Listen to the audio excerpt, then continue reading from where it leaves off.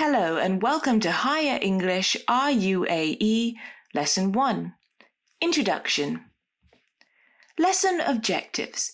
Today we will learn what RUAE stands for. We will learn the structure of the Higher English exam.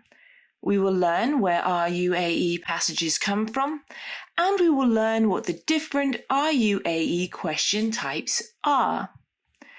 So first of all, what does RUAE stand for?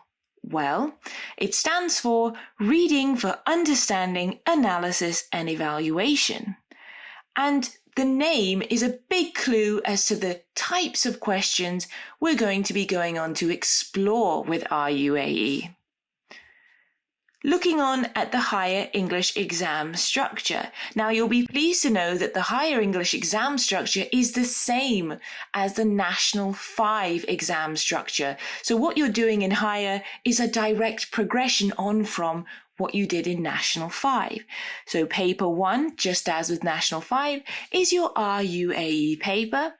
And it is again worth 30 marks, the same as National 5. However, you will notice a difference here. You were given an hour and a half for your Higher RUAE paper instead of just an hour. So it is still worth 30 marks, but as we will go on to find, more is required of you for the Higher RUAE paper, which is why you have been given more time for it. Paper 2. Your critical reading paper, also worth 30 marks, and also an hour and a half, and it is comprised of your set text paper, worth 15 marks, and your critical essay paper, also worth 15 marks. Okay, now obviously we are focusing in RUAE in this course. However, your RUAE question type skills are very important for your set text paper, as the majority of the questions are similar types of questions. So everything we're doing here will also benefit you in your set text paper. So this is what your exam paper will look like. As we said, you get an hour and a half, and it is worth 30 marks. So looking inside the exam paper, now we see an immediate difference. You don't just have one passage of text, but you have two passages of text. Okay, you are presented with two articles which are on the same topic typically. Okay, so there we are, passage 1, passage 2, and then we have our questions. Now we notice that the first 8 questions in this paper are on passage 1, and then we have a question on both passages worth 5 marks, okay? And this is what we will expect in all Higher RUAE papers, that we have a final question that looks at both passages. This is something that is completely new to you in Higher, and something we will go on to look at in great detail later on.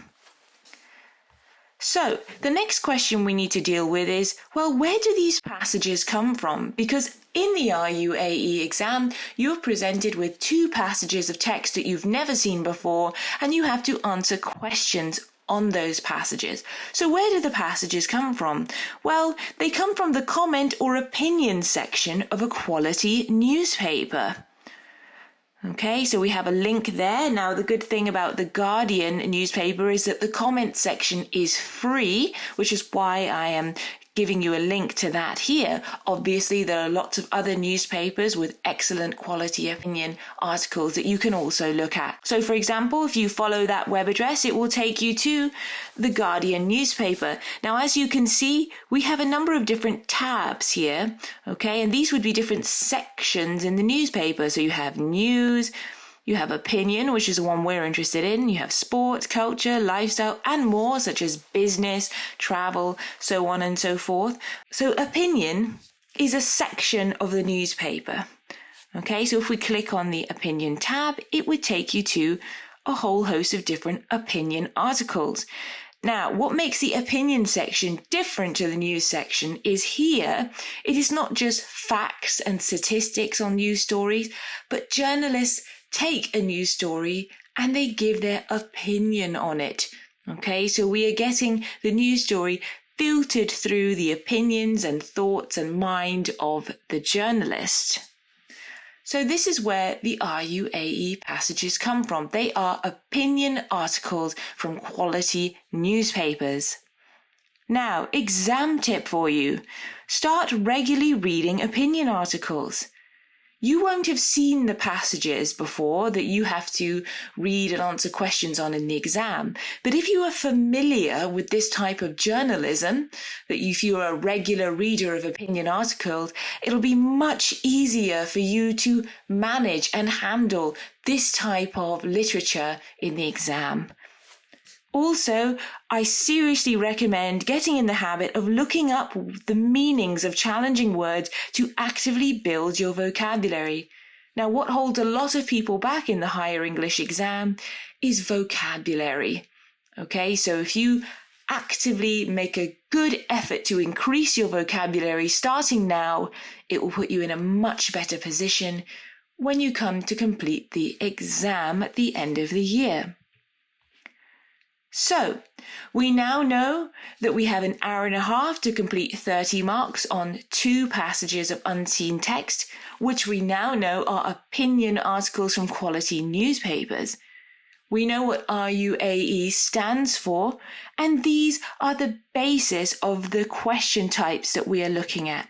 So we have understanding questions, we have analysis questions, and we have evaluation questions. And within each of those big umbrella question types, we have further more specific question types, and we're going to look at those now. So understanding questions.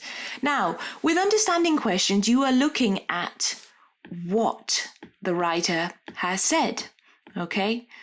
And you are finding it within the text, and for the most part, putting it into your own words. So you're looking at what the writer has said in the passage, okay? So as we said, the majority of understanding questions are in your own words questions, where you have to simply find the answer in the text and put it into your own words. We also have link questions. Now, we are going to be taking time to go through each of these different question types in lots of detail with lots of practice questions in the lessons to come. So understanding questions, we're looking at what the writer says, and we have within that in your own words questions and link questions. So then we have analysis questions. So if understanding questions are looking at what the writer has said, analysis questions are looking at how the writer has chosen to say it. Because as we know, when we are delivering an argument or we're making a point, it's not just about what we say, but it's about how we choose to say it. And that can have a very different effect on our reader or listener. Okay, so within analysis questions, we have word choice questions, imagery, sentence structure, and tone. Okay, because when we are delivering a point, it's not just about what we say, but how we say it, the words we use, any imagery we use, how we choose to structure our points and sentences, and the tone that we deliver our points in. Okay, and all of these things together can be referred to as use of language. So you might find questions where you're asked to comment on the writer's use of language. Okay, and that refers to each of these 4 different techniques. Exam tip. At higher, you only get 1 mark for the correct analysis of any one language feature. Now there's a big difference from National 5. For National 5, you would get 2 marks for the correct analysis of 1 example of word choice. For higher, you will only get 1 mark for that. So we know that we have 30 marks in our higher exam paper to be completed in an hour and a half. One of the main reasons why we need extra time is because for all analysis questions, essentially we have to do twice as much.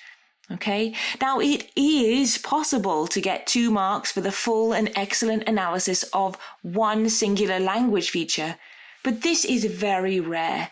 The safest way to think about it is if it's a 4-mark analysis question, we analyze 4 separate features of language. That's the safest way to deal with it in higher. Okay, so then we come to evaluation question. So if with understanding questions, you are looking at what the writer has said, and analysis questions, you are looking at how the writer has chosen to say it. With evaluation questions, you are looking at how effectively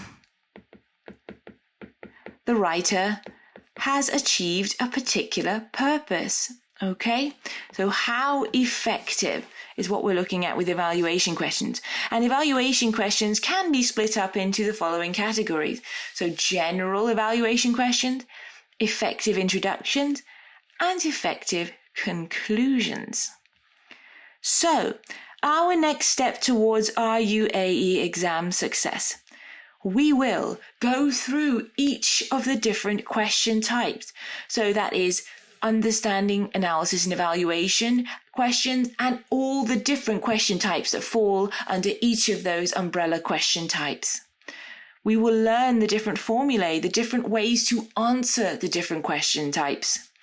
We will do a lot of practice, and we will go through the answers together so that you understand how to achieve full marks for each different question type. And we will work through a past paper together when we get to the end of this program. Okay, going forward, next lesson, we will start with understanding questions and in your own words questions. Homework. Start reading 1 opinion article a day. If you do that throughout the whole of your higher year, or as much of it as possible, you will be seriously increasing your chances of achieving exam success. Also, I recommend finding at least 3 to 5 new words per day that you can add to your vocabulary. Great, well done for your focus today, and see you next lesson.